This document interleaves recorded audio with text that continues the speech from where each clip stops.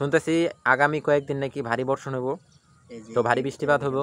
আর বাসায় আমার যায় মরিচ উঠাইতে হইব, কারণ শুকনা মরিচগুলা ভইরা বাসায় নিতে হইব। আর এইদিকে আসি আমি ফাঁকের মধ্যে ব্রিজটা দেখার লেগা, তো বড় একটা সেতু।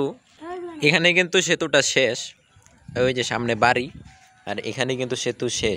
তো ছবি তুলে নিছো? হ্যাঁ, যত ভুল করেছি এই জীবনে। আমরা এখন 6 কোটি টাকা দামের সেতুতে উঠলাম, মানে এই ফার্স্ট টাইম আমি এই সেতুতে উঠলাম। কাঠের মধ্যে উঠলাম, এখন বাসের মধ্যে নামতে হবে। তো 6 কোটি টাকা দামের সেতু আছে, কিন্তু রাস্তা নাই। 6 কোটি টাকা দামের সেতুতে দেখতেছেন যে মরিচ লাইরা থিছে, কি সুন্দর একটা মাঠ পাইছে। গাইস, ও যে আমার সামনে যে দেখতেছেন মেঘগুলা, ওটা কিন্তু মেঘ না, ওটা হলো হিমালয় পাহাড়। এই সেতুর কাহিনী নিয়ে আমি আপনাদের মাঝে কিছু কথা বলবো। সেটা হলো, এই সেতু আছে কিন্তু রাস্তা নেই। কেন রাস্তা নেই সেই বিষয়ে আমরা এক ভাইয়ের কাছে জানবো। যে ভাই, এই ব্রিজ আছে কিন্তু রাস্তা নেই, তার কারণটা কি? ভাই আপনি কি ডেটপেল মাল আনছেন? তেলে বস্তার উত্তর দিমু। আর কিছু মানুষ মনে করতেছে যে 6 কোটি টাকা দামের ব্রিজ এই জায়গাতে দেওয়ার কারণ কি? যে একটা ক্ষেতের মাঝে, ধান ক্ষেতের মাঝে এই 6 কোটি টাকা দামের ব্রিজ বানাইছে। তো একটা সেতু যে বানাবে এত টাকা খরচ করে, এখানে ছোট্ট একটা সেতু দিলে সেটা আবার কয়েক বছর পর ভাঙা লাগবে। এখানে যে ব্রিজটা দিছে, এই ব্রিজটা 50-60 বছর আর ভাঙা লাগবে না, কারণ এখানে এত বড় একটা সেতু, এখানে নতুন একটা রাস্তার মধ্যে আর কি নির্মিত হচ্ছে। তো এই রাস্তাটা হইতে একটু টাইম লাগবেই, এটা স্বাভাবিক। এখানে কিছু সাংবাদিক আসে, মানুষকে কিছু কথা শিখায় দেয় যে ভাই সেতু আছে রাস্তা নাই, তার কারণ কি, হ্যান ত্যান হাবিজাবি ক্ষেতের মধ্যে। মানে ওই সাংবাদিকগুলা যে কি খায়া যে এইরকম রিপোর্ট মানুষের সামনে তুলে ধরে, সেটা নিয়ে আমার প্রশ্ন। আর এই জায়গাতে আমার আশা যে আপনারা একটু সঠিক তথ্যটা তুলে ধরেন, যে এত বড় একটা ব্রিজ তৈরি করলে সেখানে সংযোগ সড়ক বানাইতে কিছু সময় অবশ্যই লাগবে। আর সেখানে রাস্তা বানাইতে এই নদী, যেহেতু এটা নদী, সেহেতু দুই ধার বাধাই করতে অবশ্যই বর্ডারের প্রয়োজন হবে। দেখতেছেন যে কাজ চলতেছে, খুব শীঘ্রই এই রোডটা, মানে এই সেতুটা চালু হবে। আজকের এই ভিডিওতে আমি আপনাদেরকে দেখাবো যে আমার ভিডিওর পিছনে যে ক্যামেরাম্যানটা থাকে, সেই ক্যামেরাম্যানকে দেখাবো। এই যে তার আমি এমন করে বানাইছি, সে মানে যদি ক্যামেরা ধরে তাহলে পুরো ডিএসএলআর রেড, মানে অ্যান্ড্রয়েড ফোন রে ডিএসএলআর বানাই দিব।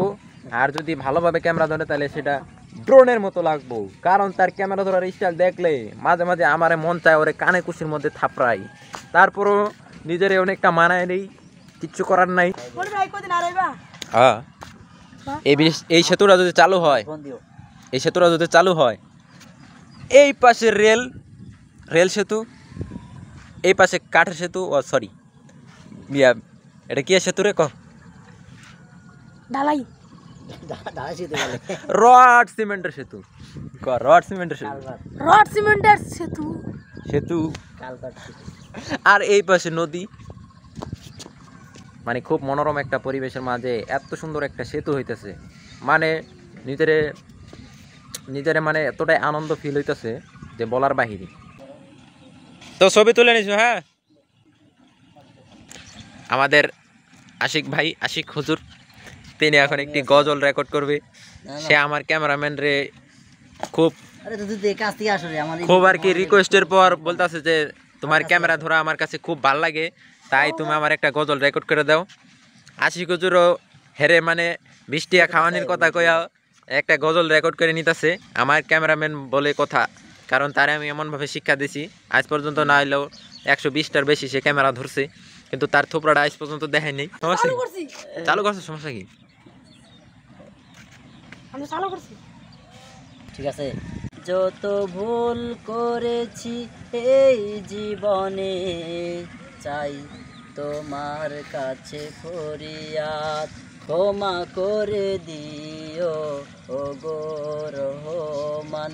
তুমি ছাড়া কে দিবে আমার মন প্রাণ, যদি ভুল হয় পাহাড় সমান, ক্ষমা করে দিও ও গো রহমান। এখানে কিন্তু সেতুটা শেষ, ওই যে সামনে বাড়ি, আর এখানে কিন্তু সেতু শেষ। এত বড় একটা সেতু বানাইতে অবশ্যই 6 কোটি টাকা লাগবে, এটাই স্বাভাবিক। কিন্তু এর সাথে যে নতুন একটা জায়গায় এরকম একটা রাস্তা বানাবে, তার জন্য সময় লাগবে। এর জন্য তাড়াহুড়া করলে চলবে না, কারণ এটা কোনো পণ্য না যে খুব তাড়াতাড়ি উৎপাদন করবে।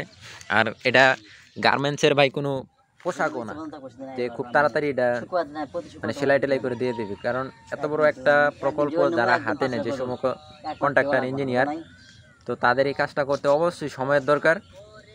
যে সকল সাংবাদিক ভাইয়েরা, ওই বিষয়টা এমন হয়ে গেল,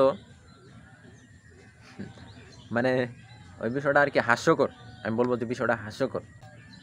এটা কিন্তু রেলের সরকারি জায়গা, এখানে যে কোনো সময় তারা রাস্তা তৈরি করতে পারবে। আর আগের কিন্তু এখানে সরকারের লোকেশনের রাস্তা আছে। তো সে বিষয়টা ভুলভাল মানুষের মাঝে ভুলভাল তথ্য দিয়া কোনো লাভ নাই। যে বিষয়টা সত্য সেটা মানুষের মাঝে তুলে ধরেন, কারণ আপনারা সাংবাদিক, আপনারা দেশের ভালো মন্দ খবর আপনাদের কাছে মানুষ শিখে, মানুষ জানতে পারে, কিন্তু আপনারা ভুলভাল তথ্য দিবেন না। তো এত বড় একটা সেতু, মানে আপনাদের রিপোর্ট দেখার পরেই আমি এই জায়গাটাতে আসলাম, যে আসলে যাই দেখি যে কাজটা কেমন। শুনতেছি আগামী কয়েকদিন নাকি ভারী বর্ষণ হইব, তো ভারী বৃষ্টিপাত হইব। আর বাসায় আমার যায় মরিচ উঠাইতে হইব, কারণ শুকনা মরিচগুলা ভৈরা বাসায় নিতে হইব। আর এইদিকে আসি আমি ফাঁকের মধ্যে ব্রিজটা দেওয়ার লেগা। যাক, ব্রিজটা দেওয়া শেষ, কথাবার্তা অনেক হইলো। যদি ভিডিওটা ভালো লাগে অবশ্যই লাইক, শেয়ার, কমেন্ট আর চ্যানেলটারে সাবস্ক্রাইব করে দেন। ধন্যবাদ guys, thank you all guys, and thank you, আল্লাহ হাফিজ।